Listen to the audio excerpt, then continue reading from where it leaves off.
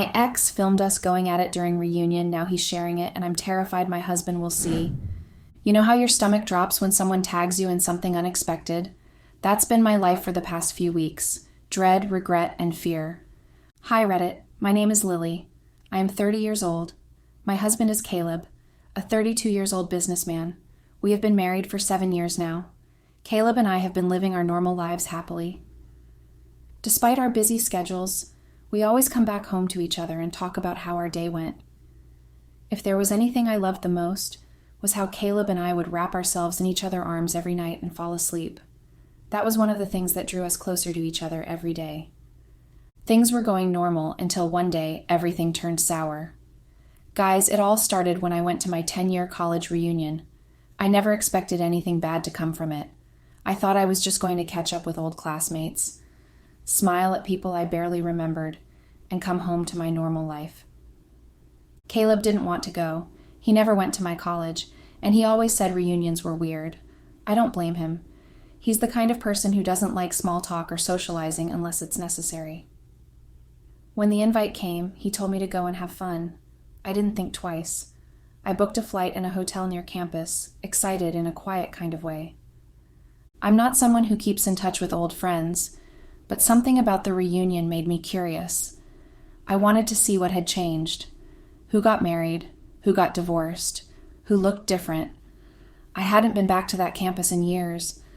When I arrived, everything felt familiar, but smaller.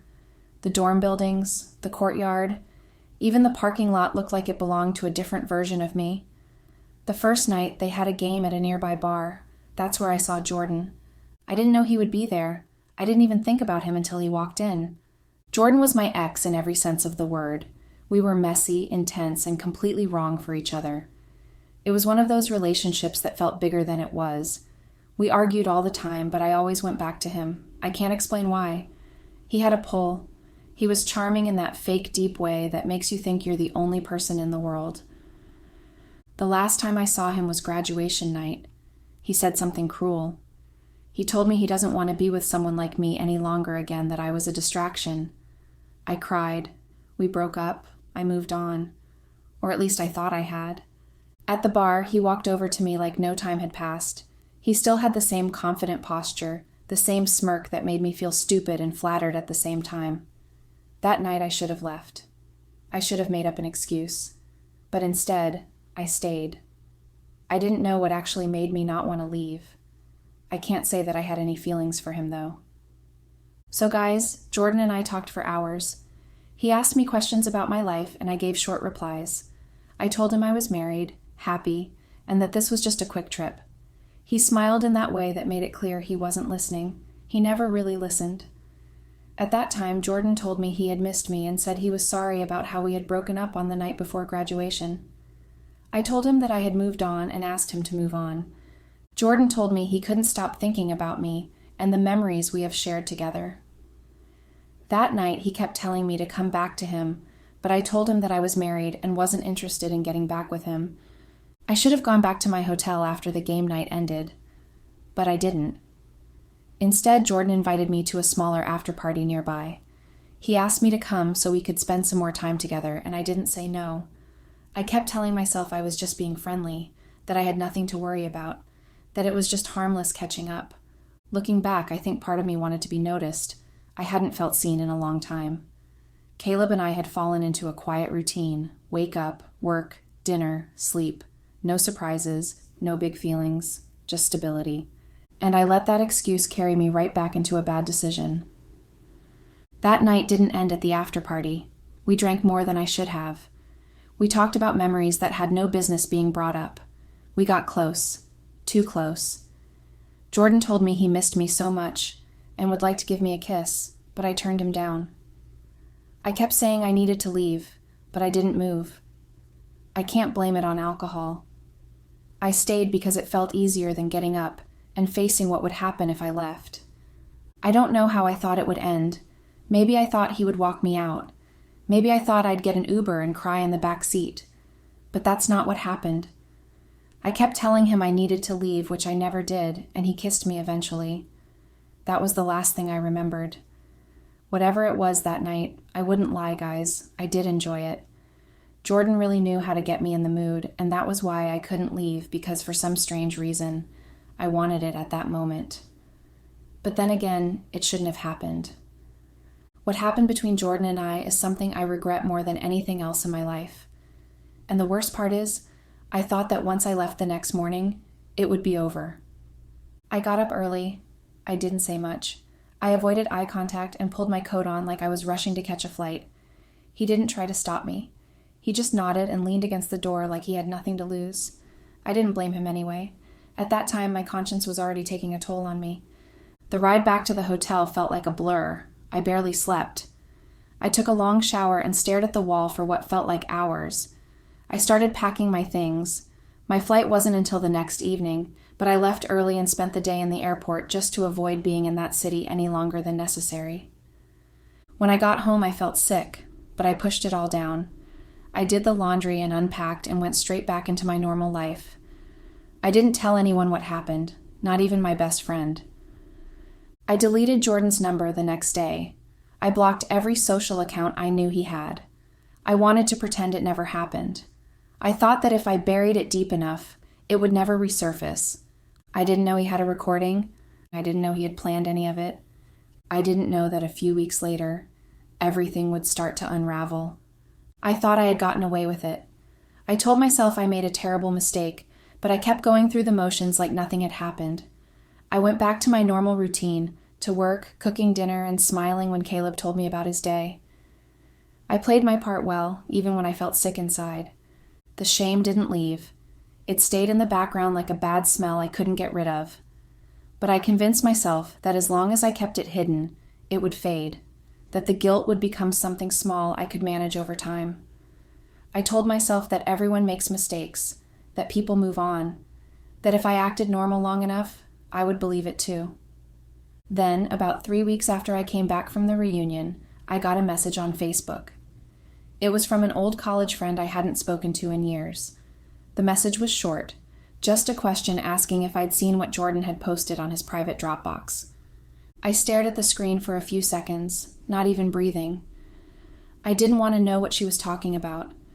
I had deleted everything connected to him, but I remembered hearing about how he liked to save things in private folders, and I remembered how possessive he used to be and how he joked about owning memories.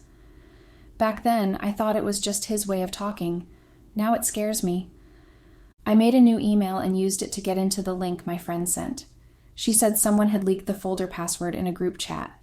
My hands were shaking while I typed it in. I already knew what I was about to see, but I still held out hope that it wasn't what I feared. But it was. He had filmed us. From the angle, I could tell it was hidden, maybe on a shelf or behind something in his room. The lighting was low, but it was clear enough. It showed everything. It even caught my face. I don't think I blinked for minutes. I sat frozen in my chair while the video played on my screen. I couldn't breathe. I couldn't move. My mind shut down, and the only thing I could think about was Caleb. What if he found it? What if someone from work saw it?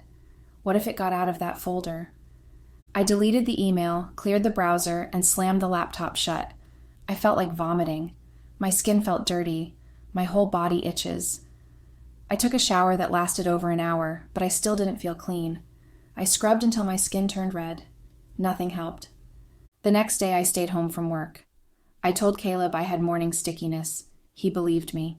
He kissed my forehead and told me to rest.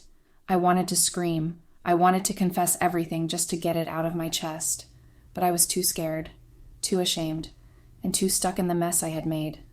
A few days passed, and I tried to convince myself it would blow over. That maybe only a handful of people had seen it. That maybe no one would recognize me. I didn't have any social media tied to my married name. I had deleted everything from my college days. I thought I had buried that version of myself. Then, a week later, I started getting strange messages. Some were anonymous. Some came from accounts I didn't know. Most were just short comments. Things like, saw the tap, or your husband must be proud. Some were worse, disgusting, cruel. Some mentioned Caleb by name. That's when I realized it wasn't just some private leak anymore. It was spreading. That's when the fear turned into panic. I blocked the accounts. I deleted the apps from my phone. But I knew it wasn't enough. Word was spreading, and if strangers could find me, then it was only a matter of time before someone said something to Caleb, maybe a coworker, maybe a friend, maybe someone who didn't even know us but wanted to cause damage just for fun. I started watching him closely. Every time he looked at his phone, I tensed up. Every time he got a text or a notification, I waited for his face to change.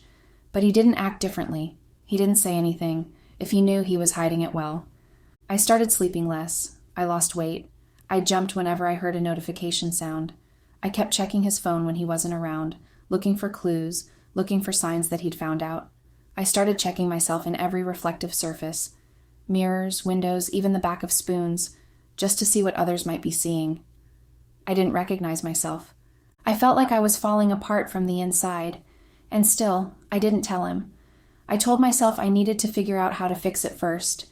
If I could get Jordan to take it down, maybe there'd be a way to come clean and ask for forgiveness. So I did the one thing I swore I wouldn't do. I messaged Jordan. I used a fake account. I didn't use my name. I just told him to delete the video. I said I knew what he had done, and that if he didn't take it down, I would get the police involved. I thought threatening him might work. Instead, he responded with a laughing emoji, then another message that said, "It's already everywhere, babe." I felt cold all over. I stared at the screen for a long time, trying to decide if it was a bluff. But in my gut, I knew it wasn't. And just to prove it, a few hours later, I got a message from a random social media account linking to a forum where the video had been reposted. The thread title had my college name in it. A few comments even included guesses at who I was. I knew I couldn't stop it anymore. The damage was already done. The only thing left was to figure out how long I had before my entire life fell apart. I started living like I was being hunted. I stopped checking my main email. I turned off notifications on every app. I changed my routines. I avoided places where anyone from college might appear. I walked around feeling exposed, like there was a huge sign over my head that said what I had done. I became paranoid about Caleb.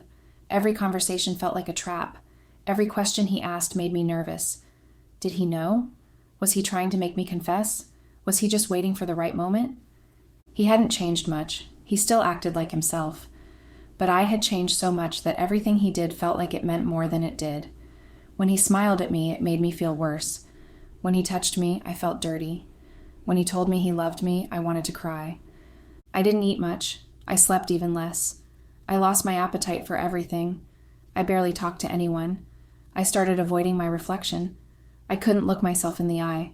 The messages kept coming, even though I blocked and deleted accounts as fast as I could. I felt trapped inside my own life. I wanted to rewind time.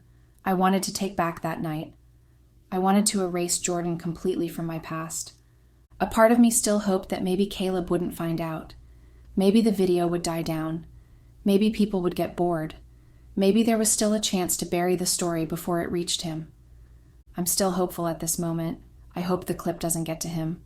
Guys, what do you all think I should do about this? How should I go about it, please? I'm really frustrated and tired at this point. Every morning I feel like I'm hanging on a thin thread with fear. Please, you all should advise me on how to go about this. Your advice might help solve the whole situation right now. I would be looking forward to your response. Update. I don't know how to start writing this now. Guys, none of you guys advised me to work. I was unable to manage the whole situation with the advice you all gave. My husband found out about the video clip of me and Jordan together in an inappropriate position. The funny part of it was that he knew about it even before I came here to ask for you guys' advice. I wouldn't say that I was completely shocked, after all. It was a video clip, and it was spreading so fast like wildfire. All I wanted was to try and find a way to stop it from reaching Caleb, but I was too late to stop that. Caleb knew, but just pretended not to. Maybe he was waiting for me to come and confess it to him openly. Whatever his reasons were for not confronting me immediately was something I didn't understand. But one thing was for sure, he was very upset with me. At that time, I kept hoping that everything would be okay and Caleb wouldn't find out, but I was mistaken. He was just calm and was figuring out what to do. One morning, I noticed he was quieter than usual. Not angry, not cold, just calm. He didn't say much. He looked at me a little longer than usual. I tried to act normal, but I knew something was off. Later that night, I went to take a shower. When I came out, I saw his phone on the bed. It was open to his photo gallery. My heart dropped when I saw the thumbnail. It was a screenshot from the video. I didn't even open it. I just stood there frozen, dripping water, wrapped in a towel, staring at his phone. He had seen it. It was at that moment that it dawned on me that he knew. He didn't say anything that night. He just told me goodnight and went to bed like nothing had changed. But it had. Everything had. I laid awake the whole night beside him, wondering if I should say something, apologize, explain, but nothing came out of my mouth. The next morning I woke up and he was gone. He had left early before I got up. That wasn't unusual, but it still scared me. I messaged him. He replied a few hours later saying he had meetings all day. I knew that was true. I also knew he wasn't ready to talk. I didn't blame him. The silence was worse than yelling, worse than crying. I wished he would scream at me. I wished he would do something, anything that would match what I felt inside. But he stayed calm. And that scared me more than anything else. 3 days passed and he didn't come back home. I texted him but didn't reply to any of my messages. Even called him but didn't pick. I got scared. Very scared, guys. What scared me the most was the fact that I didn't know what he was going to do after knowing everything. I was also scared for him. I kept praying he wouldn't hurt himself by drinking or driving recklessly. I know how Caleb usually reacts anytime he is very upset about something. But at that time I was confused whether he was upset about what had happened because he didn't show any emotions. That made me be on my toes every second. So guys, Caleb finally came home early one evening. He looked tired, but calm. He sat down across from me in the living room and asked if I had anything I wanted to say. I couldn't hold it in anymore. I broke, I cried, I told him everything. From the moment I saw Jordan at the reunion to the night I made the biggest mistake of my life. I told him how I tried to erase it, how I thought I could move on, how I failed. He listened. He didn't interrupt. He didn't yell. When I finished, he just sat there, hands clasped together, looking at the floor. Then he got up and said he had thought about the whole situation already, and he had come to a conclusion. Immediately, I stood up and went closer to him and asked him what his conclusion was. Caleb immediately took a few steps backwards and told me not to come any closer to him. He told me he came back home to pick up his things and leave. He also said that I could go meet Jordan, or better still, ask him to come join me at the house, and we would continue from where we had stopped because he's walking out of the marriage for good. Immediately, I fell on my knees and begged Caleb not to leave me. I told him that I don't love Jordan or want to have anything to do with him. I also told him that he should give us a second chance, but he refused. Caleb walked out on me and went into the room to pack his things. I followed him and kept pleading and tried to stop him, but his mind was made up. After he was done packing, he told me that the divorce papers were already in process, and it would be ready within a few days and would be sent to me. Caleb was serious when he said that he was done with the marriage. He told me that day to sign the divorce papers without wasting time, and he left. Yes, guys, he moved out, not just out of the house, but out of my life and marriage for good.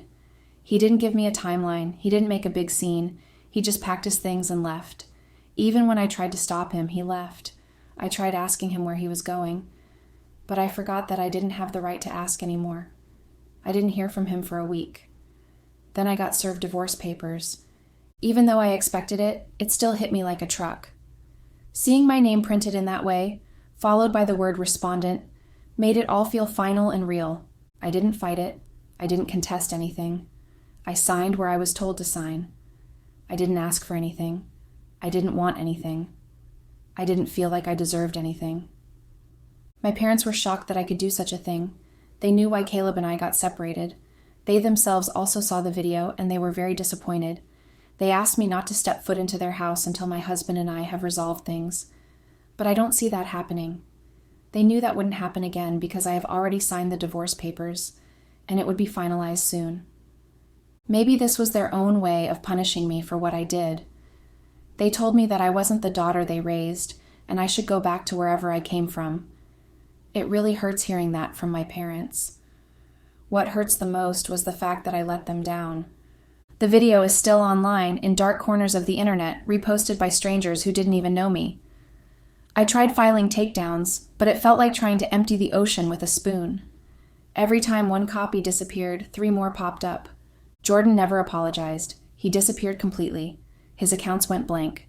Some said he moved to another country. Some said he got in trouble for something unrelated. I didn't care. I just wanted him gone out of my life. He was the reason why my marriage is breaking. I still don't know why he did what he did. Before I finally blocked him, I asked him what I have ever done to deserve such treatment from him. I asked him, even though I had offended him in any way, was filming us and leaking the video the best way to get back at me? These were the questions I kept asking Jordan, but didn't reply to any of them. His silence proved that I didn't do anything to him to deserve that. I felt like giving him a very big slap for what he did. Jordan has successfully ruined my life and reputation. I can no longer go out freely and do the things I liked because my face is on the street where I lived. It's so embarrassing, and I can't forgive Jordan or myself for that. I was too foolish to have even reconnected with him in the first place. The worst part was how easily everything fell apart. Years of love, trust, and peace, all gone because of one night, one bad decision, one selfish mistake. I don't blame Caleb for leaving. I would have left too if I was in his shoes. Every now and then I check my name online, just to see if the video is still floating around. Most of the links are broken now, but I know some versions will always be out there. I've made peace with that part. What I haven't made peace with is losing the one person who truly loved me, the one who trusted me, the one I broke. I think about him every day.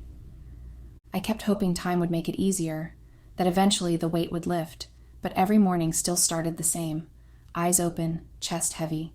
My mouth is dry, that deep, dull ache right behind my ribs, like I lost something I couldn't name anymore but could still feel. People around me seemed to move on with their lives. Friends from work got married, had babies. I took a vacation. I posted happy pictures. I watched from a distance, not really part of anything anymore. I stayed off social media. I didn't want to stumble on Caleb's face. I didn't want to see him smiling with someone new, even though I knew he had every right to. I knew he would move on, that someone else would treat him better than I did. But it still hurts to imagine. Sometimes I dreamed about the reunion night, about seeing Jordan, the way he grinned when he saw me, the way I ignored the warning signs. In the dream, I always walked away. I never followed him to that room. I woke up crying anyway. One night, I ran into someone from college. It was at a gas station of all places. He was behind me in line. When I turned, his face changed slightly, like he recognized me but was trying to pretend he didn't. I said nothing, paid quickly, and I left the store with my heart pounding. That was when I realized the worst part wasn't the video. It was that people had seen it and placed me into a version of myself I couldn't escape from. It didn't matter what my life looked like now. That clip, that moment, had become my name. Update. Hey Reddit, I'm here to give you guys the final update about how everything turned out. Like I stated in my previous update, I signed the divorce papers and Caleb and I stayed apart. And now the divorce has been finalized. Caleb and I are both officially estranged from each other. Did I cry?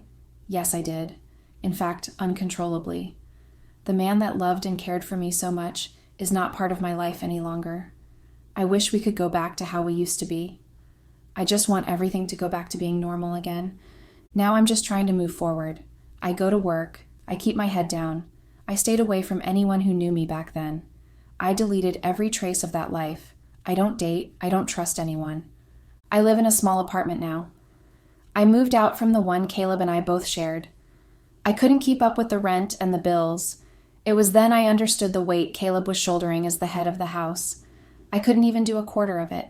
The bills and daily maintenance was too much, and so I had to move out. I moved into a smaller apartment. It's quiet. I spend most of my time alone. Sometimes I wonder if Caleb ever thinks about me. I kept wondering if he's happier now, and kept saying that he deserves better. Just a few weeks back, I ran into him one afternoon. It wasn't planned. I was leaving the grocery store. He was walking in. We both stopped, stared and looked at each other. I thought my heart would stop beating. He looked older, a little more tired maybe, but still familiar, very familiar. Neither of us said anything. We didn't need to. He walked past me and I did too. That night, I thought about what I would have said if I had opened my mouth. I would have told him I still thought about him every day, that I regretted everything, that if I could go back and undo it, I would. But I didn't say any of that. I knew it wouldn't change anything. It wouldn't bring him back. It wouldn't make me the person I used to be in his eyes. Still, seeing him reminded me that he was real, that what we had was real, that I hadn't made it up, that I didn't imagine the way he looked at me when he still trusted me, and somehow, that hurt more than anything else. I don't know where he is now. I don't know who he's with, but I hope he's happy. I hope he found peace. I hope someone else gave him the life I ruined. As for me, I'm learning how to live quietly, to accept what I did, to carry the consequences without letting them destroy what's left of me. Some days are harder than others, but I'm still here. I'm still trying. It had been a few weeks since I saw Caleb again, and I couldn't get the image out of my head. The way he looked at me, not angry, not warm, just empty. I knew that look would follow me for a long time. I didn't try to date. I couldn't even imagine starting over. I couldn't imagine sitting across from someone and having to explain what happened. Or worse, not explaining and waiting for them to find out anyway. There was one guy who kept trying. A friend of a friend. He said all the right things. He seemed patient. I finally agreed to meet for coffee. The whole time, I was tense. I smiled, I nodded, but I was counting down the minutes. He asked me where I grew up, what I did for fun, where I went to college. When I said the name of the school, his eyebrows lifted just a little. It was enough. I made up an excuse to leave early. I didn't reply to his follow-up message. I didn't want to wait for the moment he'd bring it up, or the moment I'd have to wonder if he already knew and just wanted the story. That was the last time I tried. I started working longer hours, volunteering for extra tasks, anything that lets me stay busy. It helped a little. The days passed faster. The nights didn't feel quite so long. Every now and then, I'd get a new notification, a message request. Sometimes it was someone pretending to be kind, just to get close enough to ask about the video. Other times, it was just cruel. Random strangers calling me names, saying they recognized me, that they saved the clip. I stopped opening messages from people I didn't know. I changed numbers, changed email, but the damage was done. Eventually, the silence became part of life. I accepted that this was how things would be now. A quiet apartment, a small job, a tight routine, no risks, no chances, just existing. Starting over was rough. The first few months felt like I was carrying a weight I couldn't put down. I was scared that someone would recognize me. Scared the video would pop up again. Scared that my past would catch up with me no matter how far I ran. But there was also a strange relief. Nobody here knew my story. I was just me, the new girl trying to keep her head down. For a long time, I kept to myself. No parties, no dates, no deep conversations. Just work, cooking simple meals, and quiet weekends. I wasn't ready to trust anyone, not yet. Eventually, I met a few people through work and the apartment I moved into. I even joined a book club to force myself out of the house sometimes. 2 short relationships happened during that period. The first was with a coworker. He was kind and funny, but I never let him get close. I was too afraid that if he knew my past, he'd leave. The second was someone I met at the book club. She was sweet and understanding, but I kept her at a distance too. Neither lasted long, but they taught me a little about opening up again. Therapy helped more than I expected. I started seeing a counselor a few months after moving. I didn't tell her everything at first, just small pieces. Over time, I shared more, and she helped me work through the guilt, shame, and fear I was carrying. I'm still in therapy. It's one of the few things that helps me feel like I'm moving forward instead of just surviving. I don't know if the video is still out there. For months, I obsessed over it. I checked social media forums and even hired someone to do an online search. Nothing ever came up. That's when I realized I couldn't control it anymore. If it ever resurfaces, I'll face it then. For now, I try not to think about it. It's not easy, but I'm learning to let go. I haven't heard from my ex-husband since that grocery incident. No calls or texts. I guess that's his way of moving on. I don't blame him. If anything, I respect it. Sometimes silence is the best way to close a chapter. My sister still checks on me regularly. She's one of the few people who knows everything before, during, and after the mess.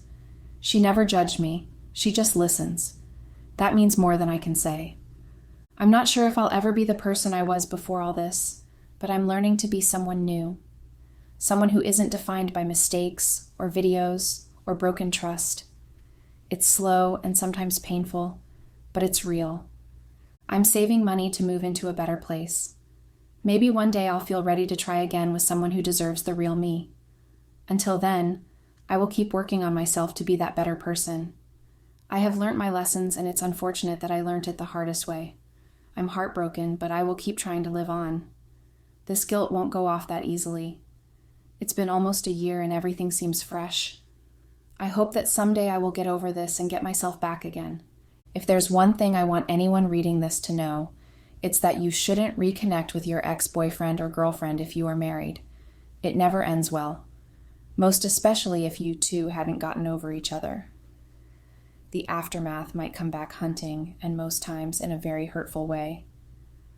Mine wanted to get back at me for nothing. I didn't remember offending him in any way back then when we were still together. But then again, I had the option to not follow him to that after party, but I did. So in all honesty, I was the bigger fool and the one at fault.